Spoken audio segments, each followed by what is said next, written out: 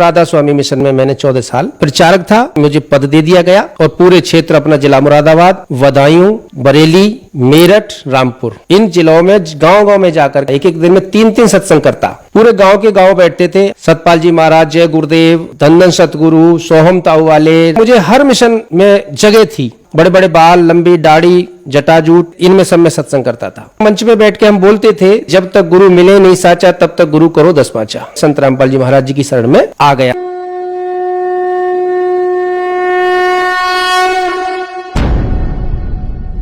नमस्कार सर। नमस्कार जी।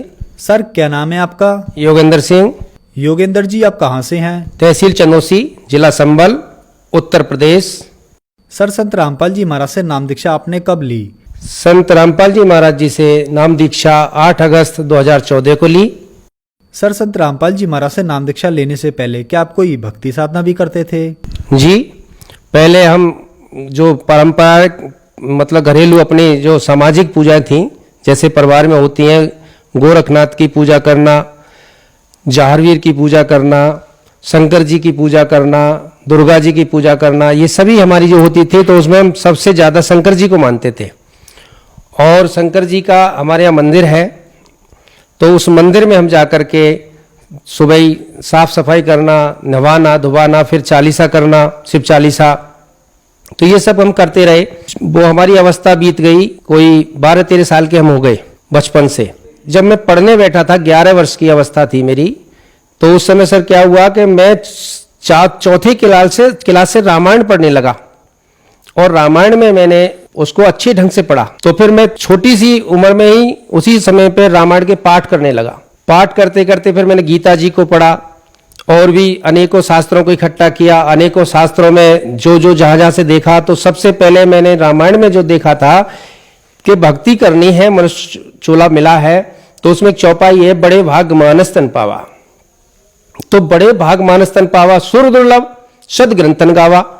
तो इस बात में मेरा दिमाग हिला और मुझे फिर वो चीज लगने लगी। तो साधु संगति में और सब में मैं जाने लगा, बहुत मतलब घूमने लगा। फिर गृहस्थी बढ़ती चली गई, कहने का मतलब मेरी आयु बढ़ती चली गई। फिर शादी हुई। शादी के बाद मैं शंकर जी को बराबर मानता रहा, अपना गुरु मानता था, इष्ट रूप में मानता था। और 10 साल मैंने शादी का जो सुख है वो मेरे लिए मिला। उसके बाद मैं दुर्गा जी को मानने लगा, दुर्गा जी के फिर व्रत रखने लगा, चालीसा करने लगा। तो त्रयोदशी की मैं जो है हवन कराता था। तो मेरे त्रयोदशी का हवन कराने के बाद उसी वर्ष मेरी पत्नी का, जो 10 वर्ष मेरे साथ रही, उसका जो है उसने सुसाइड कर लिया, यानी कि वो इस संसार से शरीर छोड़ गई। फिर मैं अकेला हो गया। अकेले होने के बाद मैं फिर राधा स्वामी मिशन में मैंने 14 साल वहां सेवा की, प्रचारक पद पे रहा। तो मैं राधा स्वामी में प्रचारक था। और प्रचारक राधा स्वामी, यानी कि वो राधा स्वामी मिशन से जो निकली गद्दी है संत ठाकुर सिंह महाराज जी की, उसमें हमारे यहाँ मुरादाबाद जिला में चकलालपुर गांव पड़ता है, वहां पे मैं उस सेंटर पे एक प्रचारक की मुझे पद दे दिया गया और पूरे क्षेत्र अपना जिला मुरादाबाद, बदायूं, बरेली, मेरठ, रामपुर, इन जिलों में गांव-गांव में जाकर के मुझे सत्संग करना होता था। एक एक दिन में 3-3 सत्संग करता, जिसमें पूरे गांव के गांव बैठते थे। आप लगा लो, गांव की जनसंख्या 1500, 1400, 1100 से कम नहीं होती है। फिर भी ऐसा समझो कि 600-700 व्यक्ति एक बार में बैठ के मेरा प्रवचन सुनते थे। तो उस समय में रानी इंद्रावती की जो रियल कथा है, जो गुरुजी यानी संत रामपाल जी महाराज भी सुनाते हैं, जो मैंने उनकी सुनी है, वह रियल कथा बिल्कुल वैसी सुनाता था जैसे मैंने पढ़ी थी। फिर मुझे कोई 18-19 साल की उम्र में एक बार अनुराग सागर पढ़ने को मिला था, एक महात्मा के यहाँ एक आश्रम में, जो मैं जाता था। सोहम ताऊ वाले कहते हैं उनको, सोहम वाली गद्दी है वो, उसमें भी मैं सत्संग करता था। सतपाल जी महाराज हैं, उनकी भी मैं सत्संग करता था, उनके मुझे अनुयायी ले जाते थे लेवा के। मैं जय गुरुदेव वालों में भी सत्संग करता था। धनधन सतगुरु वाले भी मुझे मेरठ साइड में ले जाते थे लेवा के, उनके यहाँ भी करता था। तो जहाँ जहाँ जैसे भी कुछ परमात्मा की दया रही है कि रामायण से अच्छी चौपाइयाँ बोलना, संगीत का हारमोनियम बजाता था, तबला बजाता था, तो ये सारा सब कुछ मेरे पास था। मैंने उससे अच्छी शिक्षा संगीत से ली। तो संगीत के माध्यम से समझो या परमात्मा का पुराना कोई जो था वो समझो, लेकिन मुझे हर मिशन में जगह थी और बहुत आदर मिलता था, बड़ा सत्कार मिलता था। बड़े बड़े बाल, लंबी दाढ़ी, जटाजूट, और उस तरह से इनमें सब में सत्संग करता था। तो ये समय मुझे बीता 14 साल। मैंने 2000 यानी कि 1999 में वहाँ से मैं जुड़ा था। 1999 बाद में 11 तक और 12 तक मैंने वहाँ सत्संग किया। इन सब में मतलब जितने भी मिशन मैंने आपको अभी बताए हैं। फिर मैंने गुरु ग्रंथ साहब को लिया, कुछ उसमें से देखा तो नानक जी की कुछ बातें मेरे दिमाग में जो रहीं। फिर मैं अपने मिशन में पहुंचा वहाँ, जहाँ की दिल्ली से उठ कर के वो मिशन और नवानगर कालका पिंजौर में पहुंच गया, स्थापित हुआ। ठाकर सिंह अपना चोला छोड़ चुके थे, वहाँ नई गद्दी पे बलजीत सिंह बैठे हैं। तो वहाँ से जब मैं पहुंचा, वहाँ मैंने देखा है कि वही पुरानी रूढ़िवादी देवी देवताओं की पूजा है, पत्थर पूजा है, मंदिर जाना है, गंगा नहाना है, ये सारी आज भी उस मिशन में सब तरफ से चल रही हैं। तो ये सब मैंने आज देखा जाकर, और मैं ये देख रहा हूं, उनको समझाने जाता हूं तो वो लोग बुरा मानते हैं कि आपने बदल दिए गुरु, गुरु तो एक बनाना चाहिए। तो ऐसी उनकी धारणा है, बहुत कोशिश करी जाती है। लेकिन मैंने सुना था, मैंने पढ़ा था, मैंने देखा था, दत्तात्रेय की कहानी सुनी। उन्होंने 24 गुरु बनाए थे। हम भी उस मिशन में हमें गाइडलाइन मिली हुई थी कि सब जो और मिशनों से हैं उनको तोड़ो और इधर जोड़ो। कहने का मतलब है कि मंच पे बैठ के हम बोलते थे तो कहते थे कि जब तक गुरु मिले नहीं साचा तब तक गुरु करो 10 पाचा। वो बात मुझे तो याद थी और मैंने उसी का अमल फिर किया, क्योंकि मैं संत रामपाल जी महाराज जी की शरण में आ गया था। तो ये सब देखा और वहां पे जाके देखा, मेरा मन जो है वहां से हट गया। फिर मैंने घट रामायण में पढ़ रखा था कि 5 नाम काल के जानो तब दानी मन शंका आनो, ये बात मैंने पढ़ रखी थी। तो ये सब देख करके मैं अपने घर बैठ गया। पिताजी को भी बीमारी हर 6 महीने बाद होती थी और उनको वो बीमारी थी खून की उल्टी होना, क्योंकि वो फौजी थे, दारू वारू पहले पीते थे, हम भी नशा करते थे, पिताजी भी हमारे कभी कभी हमें शराब पिलाते थे। ये सब जितना भी मुझे समाज मिला ये सब बिगाड़ने वाला मिला जी। तो सर मैं ये सब से निकल करके एक अपनी पुरानी, समझ लीजिए परमात्मा की दया रही कि मैं कुछ शुद्धता की तरफ मेरा भाव था। तो वो मैं इसलिए राधा स्वामी में मैंने काफी वर्ष यानी 14 वर्ष बिताए। और संत रामपाल जी महाराज जी का मुझे ऐसे आना हुआ यहाँ पर कि एक बार मैं किसी रिश्तेदारी में गया, जो जिनके पहले जय गुरुदेव के थे, वो सत्संग करने जाता था। तो उन्होंने मुझे जो है ज्ञान गंगा पुस्तक से और एक धरती पर अवतार पुस्तक, 2 पुस्तकें थी उनके पास, उन पुस्तकों से कुछ मुझे बताया। तो मैंने वो सब बड़े मन से सुना, क्योंकि सुनना चाहिए। बाजी बाजी मैंने देखा अभी जिनको ज्ञान हो जाता है, बड़ी बड़ी जटाजूट वाले होते हैं, वो दूसरों का नहीं सुनते हैं, अपना सुनाते हैं, फिर वो अपना ही रखते हैं, किसी को और को नहीं मानते हैं। तो ये एक अहंकार होता है। तो इसमें ज्ञान का मतलब है कि ज्ञान सुनो और सुनाओ। वो इस तरह से मैंने सुना। सुनने के बाद मुझे थोड़ी सी प्रेरणा हुई और मैंने उनसे कह दिया कि मुझे लेके चलना जी संत रामपाल जी के यहाँ, मैं देखना चाहता हूँ। फिर मैं वहाँ गया, देख के आया। तब मैंने वहाँ सब कुछ देखा तो सब कुछ एक सा था और मुझे बड़ा अच्छा लगा था, लेकिन मैंने उपदेश नहीं लिया।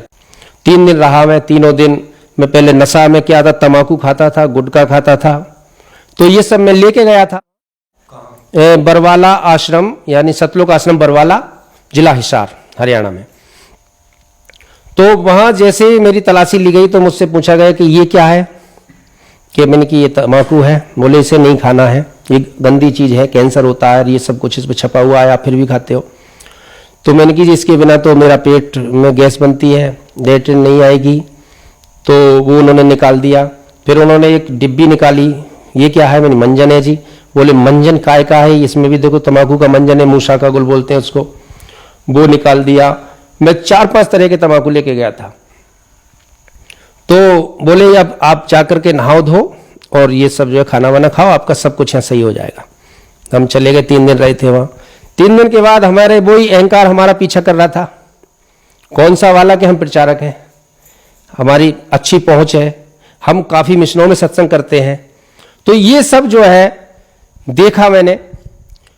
और वहां जाकर के मुझे सुबह अच्छी खासी लेटरिन आई, मैं नहाया, खाना खाया, कई बार खाना खाया। खाना देखा तो देसी घी का था।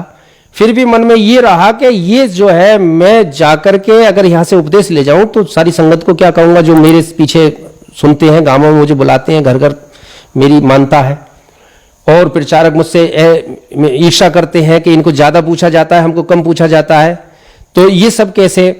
तो मैंने वहाँ उपदेश नहीं लिया जी। सतलोक आश्रम बरवाला में मैं चला आया। काफ़ी इन जो अनुयायी थे, यानी कि जो इनके संत रामपाल जी महाराज जी के शिष्य थे, उन्होंने बहुत कहा था कि आप गलत जा रहे हो, आप ऐसे तीर्थ को छोड़ के जा रहे हो जहाँ से आपको आप इसमें गोते लगा के जाना चाहिए। तो मैं चला आया। आने के बाद मैंने घर में रहा, मुझे 8 दिन हो गए बिना तम्बाकू खाए। पहला चमत्कार देखा मैंने संत रामपाल जी महाराज जी का कि मुझे 8 दिन हो गए बिना तम्बाकू खाए, कोई इच्छा नहीं, और कोई आता है खाने वाला तो मुझे दूर हट, पीछे हट जा, तेरे से बदबू आ रही है, ऐसा मुझे महसूस हुआ, जबकि उपदेश नहीं लिया था मैंने। मुझे 8 महीने बीत गए इस तरह से। 8 महीने जब बीत गए, जिन भगत जी ने मुझे चेताया था, संत रामपाल जी महाराज जी के जो अनुयायी थे, उन्होंने जो चेताया था मुझे, जो मेरे अंदर चेतना जगाई थी कि पूर्ण संत जिसके लिए आप कहते हो कि तत्वदर्शी संत गीता जी के अनुसार अध्याय 15 श्लोक 1 से लेकर 4 तक जो पहचान बताई है, जो सब कुछ ब्यौरा दिया है, जो सब कुछ बताया गया है, वो संत रामपाल जी महाराज हैं। और आज आप जो है चले आए हो, आपने देख भी लिया, अच्छा भी बता रहे हो, अब कब चलोगे। तो मैंने उनसे कहा था कि जी ठीक है, अब जब आप चलो तो मुझे ले चलियो। फिर वो 6 अगस्त को लेके गए थे। 6 अगस्त 2014 में मैंने 8 अगस्त 2014 को वहां से फिर मंत्र लिया, उपदेश लिया, उनकी शरण ग्रहण की संत रामपाल जी महाराज। सर, संत रामपाल जी महाराज से नाम दीक्षा लेने के बाद क्या आपको भी लाभ प्राप्त हुए? हाँ जी, जब हम पहले बहुत दुखी थे और 14 साल ठाकर सिंह महाराज जी की शरण में रहने के बाद भी, और मैं घर का कोई काम नहीं करता था, मेरा काम था सिर्फ यही प्रचार करना, यानी कि भक्तों की संख्या बढ़ाना, यानी कि भक्ति पे लगाना। उसके बाद भी हमारे घर की स्थिति बहुत नाजुक थी, यानी कि हमारे जो भैंस पशु जो थे वो बहुत परेशान दुखी थे, क्योंकि काम हम तो करते नहीं थे, और खेती बाड़ी भी हमारी बटाई पे होती थी, और घर में मुकदमा बीमारी सब रहती थी। जो मैंने पीछे बताया था कि पिताजी को हमारे की खून की उल्टी होती थी, उनको बीमारी घोषित करती थी टीबी की। तो मैं संत रामपाल जी महाराज जी की जब शरण में गया तो 1 महीने पहले गया, 8 अगस्त 2014 को। उसके बाद मैंने घर आकर ये सारा नियम किया। नियम करने के बाद पिताजी को अच्छा लगा, पिताजी ने जाकर संत रामपाल जी महाराज जी की शरण ली और पिताजी ठीक हो गए। उनको खून की उल्टी होती थी, जैसे टीबी बोलते हैं, कई प्रकार की डॉक्टर कहते हैं टीबी होती है, बलगम खांसी वाली भी होती है, तो उनको खून की उल्टियां होती थी।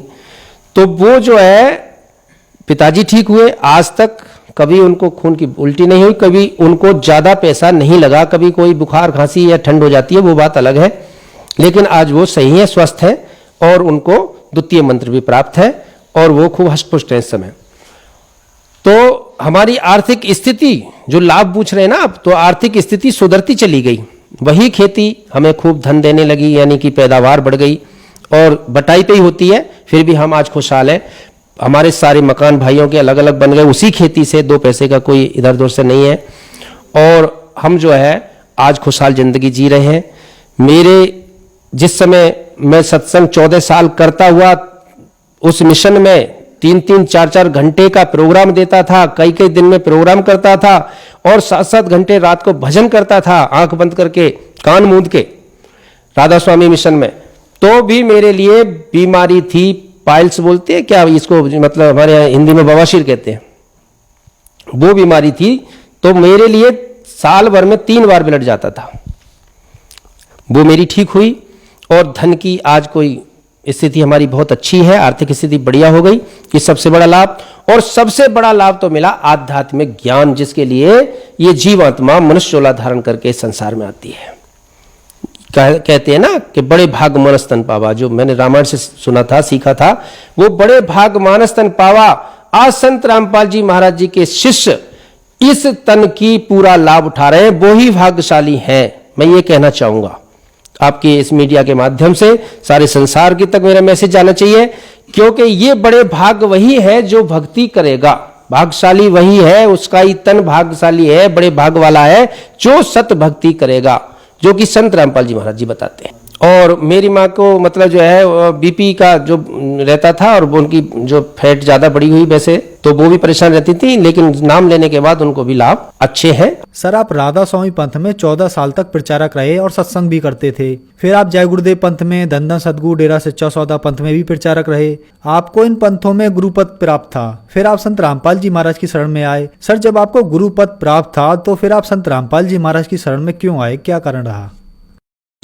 देखिए जी, वो बात थोड़ी सी ये गलत है जो कहते हैं कि एक दूसरे के गुरु में क्यों शरण में गए, एक गुरु के आप शरण में पहुंच गए हो। बहुत से कहते भी हैं कि मैं अपने गुरु बना रखे हैं, हमने हमारे गुरु हैं जी, हमें कोई जरूरत नहीं है, लेकिन ऐसा नहीं है। ये मैं बोल चुका हूं कि जब तक गुरु मिले नहीं साचा, तब तक गुरु करो 10 पांचा।